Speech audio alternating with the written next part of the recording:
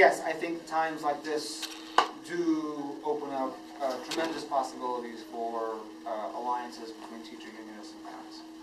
And I know Mark asked about other states, but I do want to say, I don't know if I made it clear, I mean, all the stuff that we're doing around budget cuts out of my school and in the area is in alliance with the parents' associations. Now, what we're finding is that the parents' associations are much weaker organizationally than the unions. And some of the schools who showed up at our meeting, you know, the union reps come to me and say, we don't even have a parents' association. You know, some of these schools are in areas that have just been so destroyed, and the kids and the parents so atomized, and that, you know, there's like no organized parents group at all. That's not the case in my school. Now, when I work with them, I'm not really talking about neoliberals. We're talking about the classes and after-school programs that got cut because of budget cuts. I mean, these are not highly political people.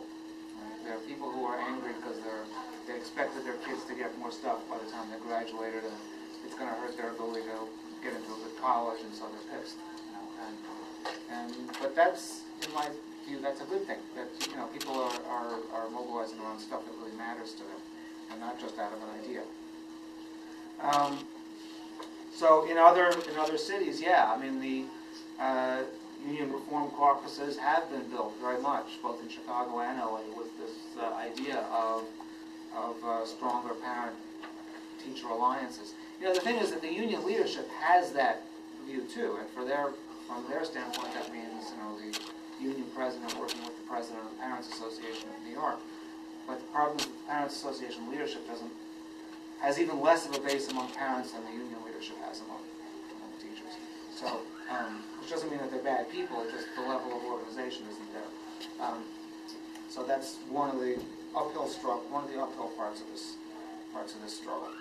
All right, so why is the U of T intimidated? I don't get the sense that they feel intimidated.